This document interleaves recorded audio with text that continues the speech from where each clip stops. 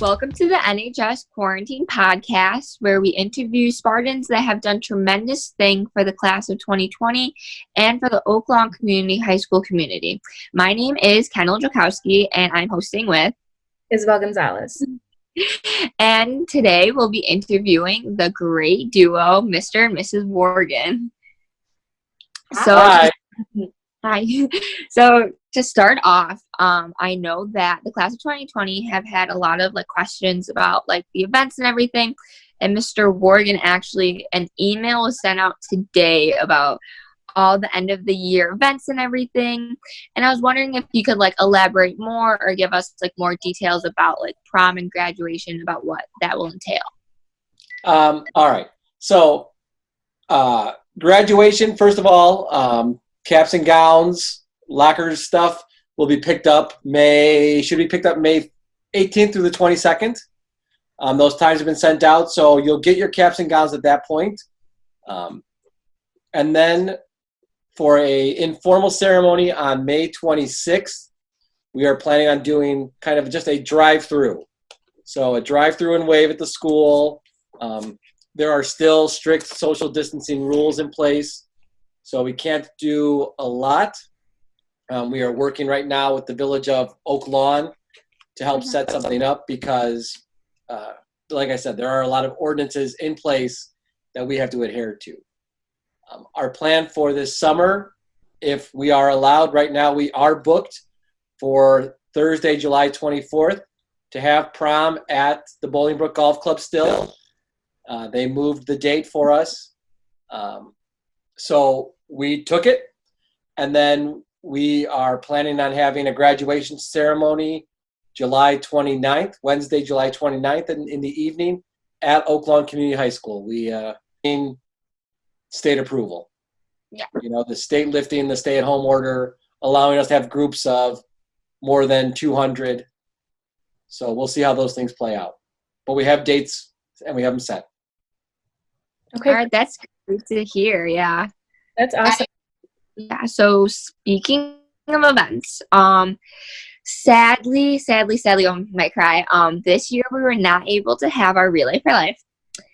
And Miss Wargin, were you thinking about continuing it for next year, or what were your plans going forward? That's since something that we've been working on in the background is trying to, because one of the hardest things about the American Cancer Society canceling relays is, one, the loss of funding, but two, thinking about how this pandemic affects people who are at home with someone who is going through cancer treatment.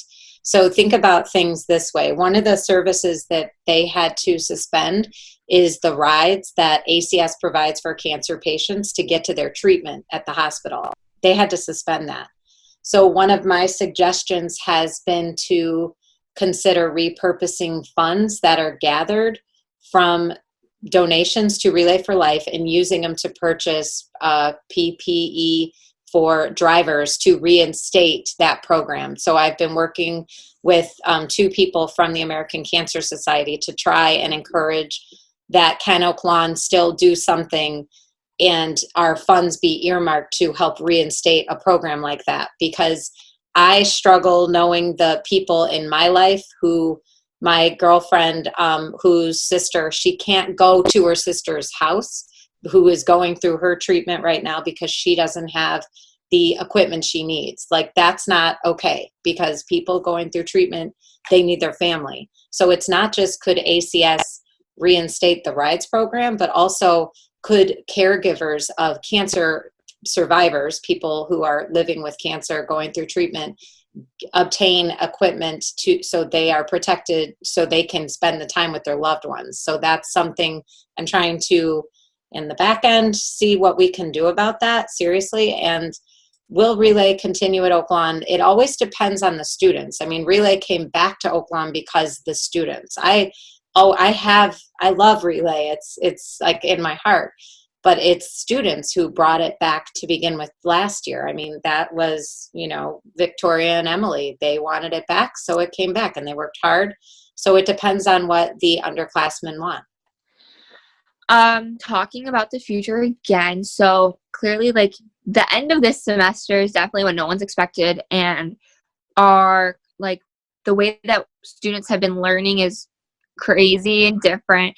The grading system is different. And how is the end of the spring semester going to impact the beginning of fall semester for the administrators and also teachers?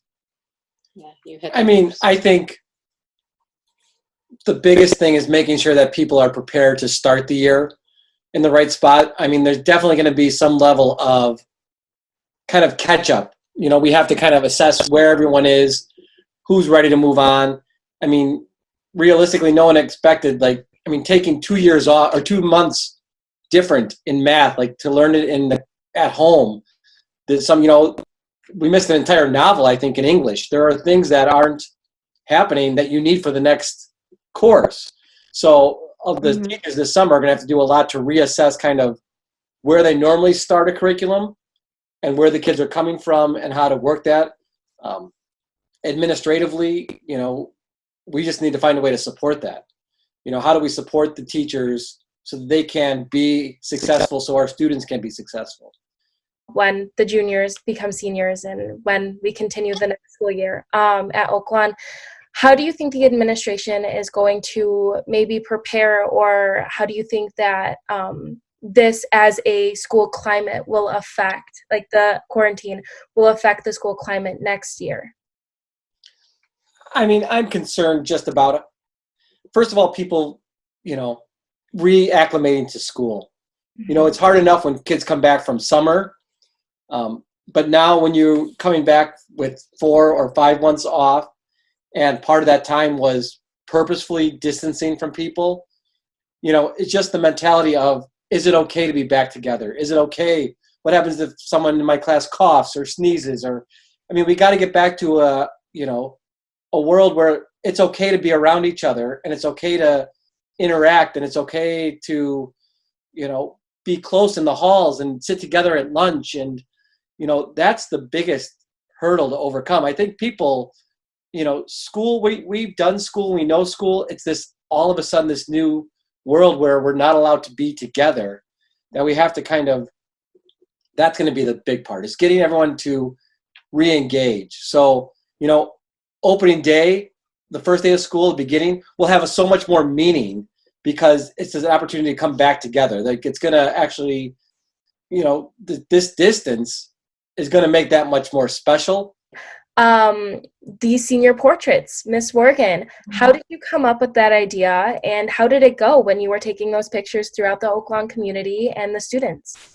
Well, there was a lot of photographers who had, photojournalists had been talking about the way that they're doing their jobs, like going, you know, the way that this pandemic has changed their jobs. And then portrait photographers started trying to, because they had to innovate if they wanted to have jobs. So they started to say, oh, I could do a photo shoot from a distance. And then eventually that turned into portraits. And then I started saying, okay, well, maybe I could do family portraits in Oak Lawn, and I could encourage my students to photograph different families just on their block. And then it was like, let's get the Oak Lawn police involved in it. And they could like accompany the student, or I could accompany them like in my car and teach from the street.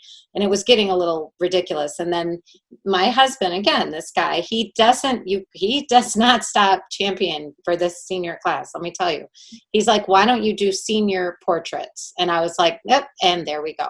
So a lot of that, I mean, yeah, but that guy, really, he said senior portraits. And I'm like, oh, yeah, I can do that.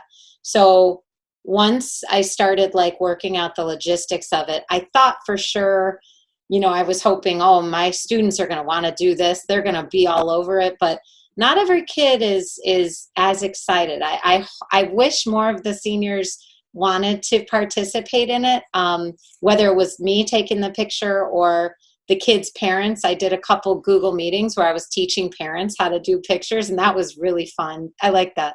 And then I have a few students who are the students on the project with me are awesome. Like, they go to the kids' houses like I do, and they edit them, and they're helping me edit all of these pictures. So far we have maybe we have almost 100. And when we go there, it's, I have to say the first one I did when we left, I literally started crying. I'm going to cry thinking about it. But it's the first few were so emotionally like, wow, because you're thinking about that. This is as close as I can get to these kids who we love. That's hard. I'm not used to that. And it's emotional, and but I'm proud of the project, and I'm honored to do it. And reading these messages that everyone's putting in their book they're like heartfelt, and there's some, it's really, I'm sorry, I'm not very articulate today, clearly, but it's wonderful. It's cool. So as we wrap up, you're here because you guys have had such an impact on the class of 2020. You've made connections, you've got to build like these relationships with the students and helped organize and ran most of the events that was happening. So one of our last questions is, what is one of your favorite memories with the class of 2020? Oh, God. Oh, that's tough. I wish I had more time on that one. Oh, God. I mean, this was the group that had the welcome wagon. You were the first class of Oak Lawn who we came to your houses when you were freshmen.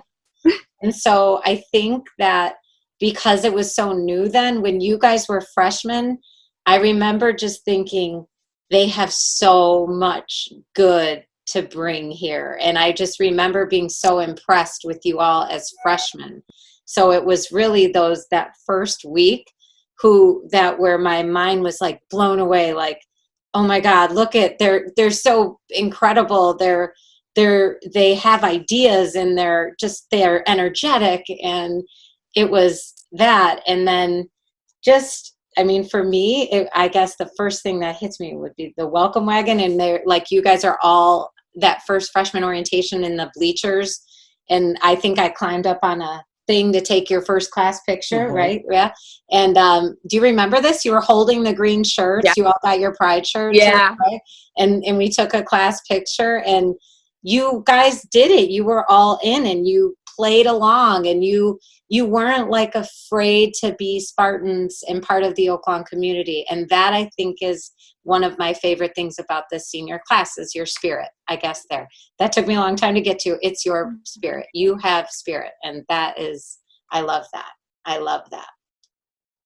Yeah, I probably have. I mean, just thinking about it, there's three things that really pop out. I mean, so you guys as freshmen, it was my last year as a counselor, and I still had advisory then. And my advisory class we had so much fun. For some reason, we talked about it, and we ended up having a foam sword fight in our class. It was just a blast. We had a lot of fun. We took tours of the building. We talked just about stuff all the time. And so, that group is always, something special. The Performing Arts Center, I think, watching, as you guys, part of that construction was part of your class. Like, that was how you guys, for 2 years going on. And that first play with, Molly and Grace and Tomas, watching them on that stage was just, so special. Yeah. And then I'll tell you what, the motivational assembly this year, I'll never, just watching Reagan lead the songs when they were doing the sing-along with the senior group there, they were just so into it and so lively, and she just got them so riled up. And just, it's just that kind of energy is the energy, I'll miss. It's what, I was hoping for in the last assembly. And, that chance for the seniors to come down and sing the school song for the last time on the court. And, those kind of things you guys will have. This will unite you as a senior class. So who do you guys think that we should interview next? Social studies department did a Yes. So, Mr. Biga, I mean, maybe you could have all the presidents. Yeah, you should interview the presidents. Yeah. All right. Thank you guys. Thank you for being here, letting us interview you, and thank you for being so influential to Olches and to the class of 2020.